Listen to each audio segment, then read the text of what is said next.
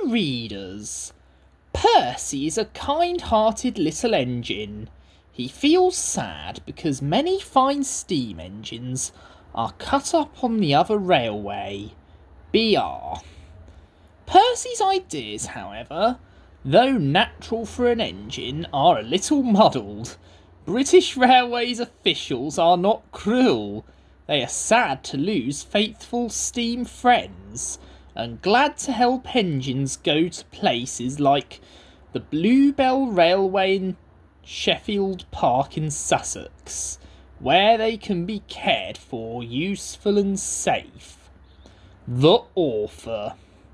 The author gratefully acknowledges the help given by fellow members of the Bluebell Railway Preservation Society in the preparation of this book.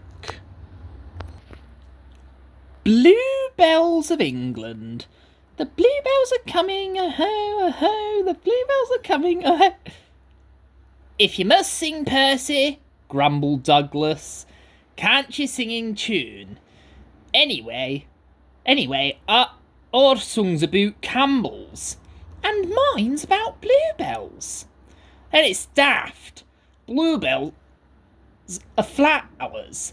Flowers can't come, they grow. My song isn't daft. Percy was indignant. It is then.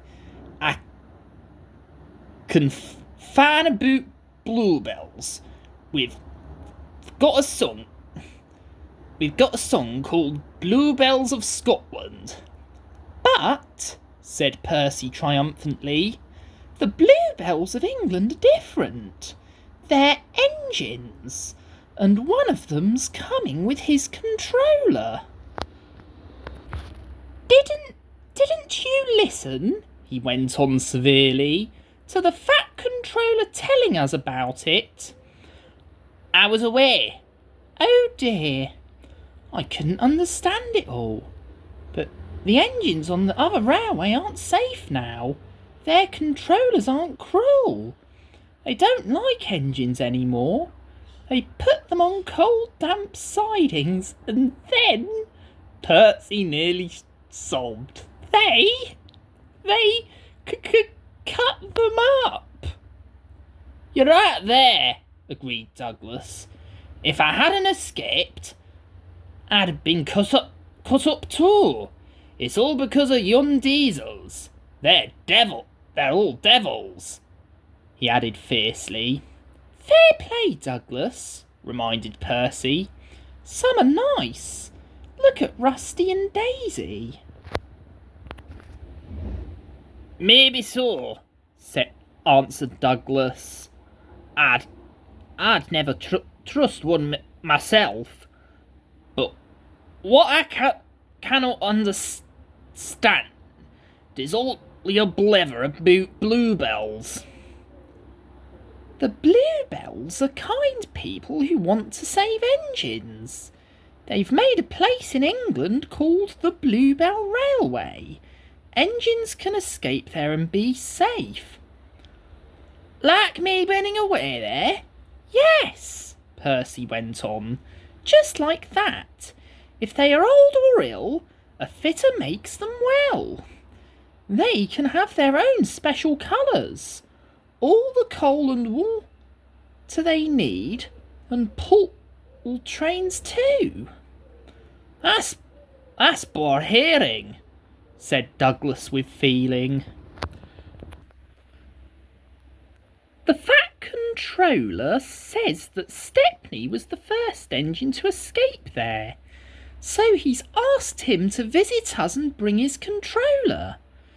But, objected Douglas, who about young diesels?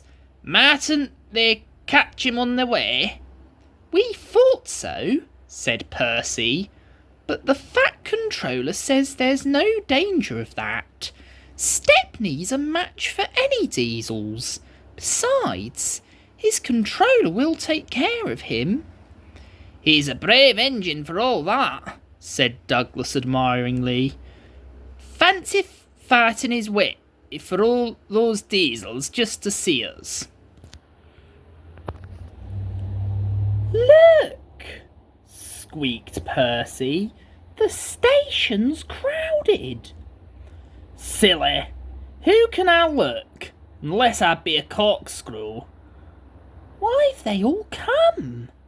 There's no train. But Percy was wrong. The signal dropped, and from far away an engine whistled. A gleam of yellow shone through the bridge girders. "Here it comes!" yelled Douglas. "Poop, poop! Peep, peep!" The two engines whistled excitedly in welcome. "Peep, peep!" replied Stepney, as with passengers and people waving and cheering, he puffed proudly through the junction on the last stage of his long journey.